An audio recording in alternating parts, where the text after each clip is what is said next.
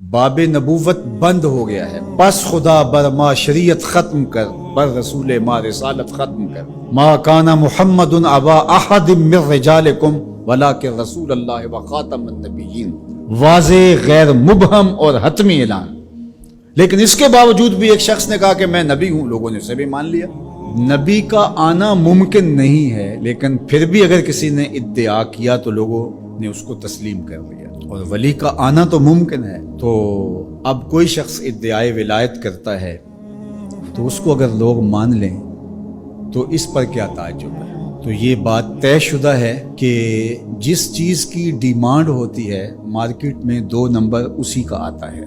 تو اولیاء اللہ یہ اللہ نے عزت کے نشان بنائے ہیں، تو اس لیے بہت سارے لوگ جھوٹے مدعی ہوں گے کہ ہم ولی ہیں۔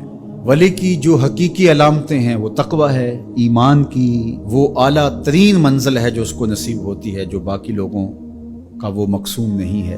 تو اب یہ تو منزل حاصل نہیں ہو پائے گی ان کو۔ اب ولی کی ایک ظاہری علامت جو بادی النظر میں ہے وہ کرامت ہے۔ اب کرامت کا ظہور بھی 2 نمبر لوگوں سے نہیں ہو سکتا، لیکن کوئی جھوٹی بات منسوب تو کر سکتے ہیں اپنے کے ساتھ، یا کوئی مکر، کوئی فن اس کو کرامت تو قرار دے سکتے ہیں دجل، فریب اور دھوکے کے ذریعے سے، اور ایسا ہوتا ہے۔ تو اگر 2 نمبر اولیاء پائے جائیں اور ہم پہچان بھی جائیں یہ 2 نمبر ہیں، یا کسی کی جھوٹی کرامت کو سنیں، تو اس کا یہ مطلب ہوگا کہ ہم اولیاء کا انکار کر دیں۔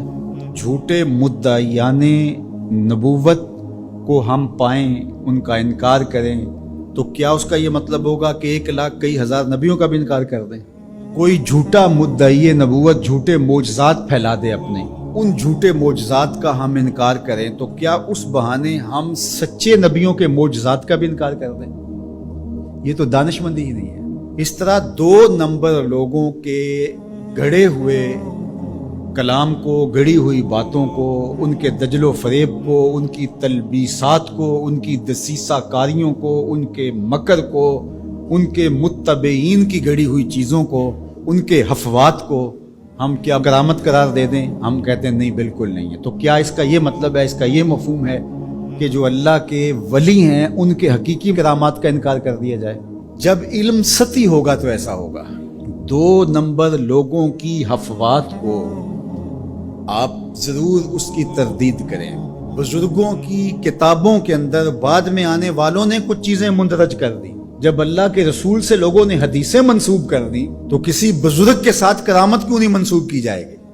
یہ ہو سکتا ہے، اس کو آپ الگ کیجئے، فن کے اعتبار سے الگ کیجئے، جس طرح محدثین نے کیا، انہوں نے چھانٹی کی، موضوع اور صحیح کو الگ الگ کیا۔ یہ تو نہیں ہے کہ ایک موضوع حدیث آ گئی تو پورے ذخیرہ حدیث کا انکار کر دیا، ایسا تو نہیں کیا۔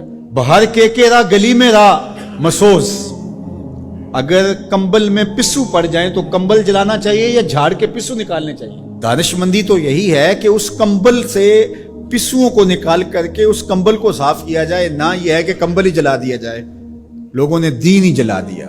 اور میں آپ کو ایک کہانی قرآن سے سنا۔ واقعہ اس طرح ہوا کہ حضرت سلیمان علیہ السلام کو آ کے ہدہد نے بتایا کہ ملک سبا میں ایک خاتون ہے جو لوگوں پر حکمرانی کر رہی ہے، اور اس کے پاس بہت بڑا تخت ہے۔ اس تخت کی چوڑائی اور لمبائی علماء تفسیر نے لکھا کہ 60 ہاتھ چوڑا تھا اور 80 ہاتھ لمبا تھا۔ حضرت سلیمان علیہ السلام نے اس کو خط لکھا ملکہ بلقیس کو کہ تم میرے پاس حاضر ہو جاؤ، ورنہ جو ہے وہ میرے ساتھ جنگ کرنے کے لیے تیار ہو جائے۔ اس نے تحفے اور انعام و اکرام لے کر کے حاضر ہونے کا فیصلہ کیا۔ جب وہ بہت قریب آ گئی تو آپ کی مجلس لگی تھی حضرت سلیمان کی، تو آپ نے اپنے لوگوں کو کہا کہ وہ جس تخت پہ ناز کرتی ہے تو کوئی ہے اس کے آنے سے پہلے لے آئے۔ اور وہ بالکل قریب آ چکی تھی تو ایک جن اٹھا، اس نے کہا حضرت یہ خدمت میرے ذمہ لگائیے۔ قال عفریت من الجن، وہ بڑا قوی ہیکل، بڑا طاقتور، بڑی توانائی رکھنے والا، اس نے کہا کہ حضرت یہ ذمہ داری میری رہی، کب تک لے کے آؤ گے؟ کہا مجلس برخاست ہونے سے پہلے پہلے لے آؤں گا۔ صبح کو مجلس لگتی تھی، دوپہر کے وقت برخاست ہو جاتی تھی، تو اس نے کہا مطلب میں دوپہر تک لے آؤں گا۔ اللہ اکبر! 1 مہینہ جاتے ہوئے لگتا تھا، 1 مہینہ آتے ہوئے لگتا تھا۔ ڈبیا بھی ہو اور جیب میں ڈال کے لے آنی ہو پھر بھی 2 ماہ چاہیے.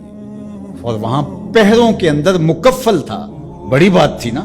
لیکن حضرت سلیمان نے کہا نہیں، مجھے اس سے بھی پہلے چاہیے. تو پھر کیا ہوا؟ قال الذی عندہ علم من الکتاب، پھر وہ اٹھا جس کے سینے میں زبور کا علم تھا، جو کتاب کو جاننے والا تھا.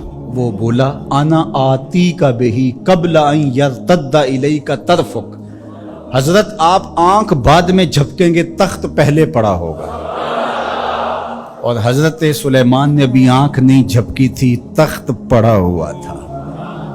1 مہینہ جاتے ہوئے لگتا ہے، 1 مہینہ آتے ہوئے لگتا ہے. یار حضرت سلیمان کا امتی آنے واحد میں تخت لے کے قدموں میں حاضر کر دیں، اور یہ قرآن نے کہا ہے، تو شاہ نقش بند بخارے سے قابل میں نہیں آ سکتے. باقی امتوں کے ولی شانوں والے ہیں، لیکن جس طرح حضور نبیوں سے افضل ہیں، حضور کی امت امتوں سے افضل ہے، حضور کی امت کے ولی باقی امتوں کے ولیوں سے افضل ہے من حیث المجموع. حضرت سلیمان کے غلام کی شان ہے کہ آنے واحد میں یہ کرشمہ کر دکھاتے ہیں، اور مقتدی بن کے حضرت سلیمان مسجد اقصی میں جس نبی کے پیچھے کھڑے ہیں، اس امام کی شان کا عالم کیا ہوگا؟ جس کے غلام کی یہ شان ہے، اس کے امام کی شان کا عالم کیا ہوگا؟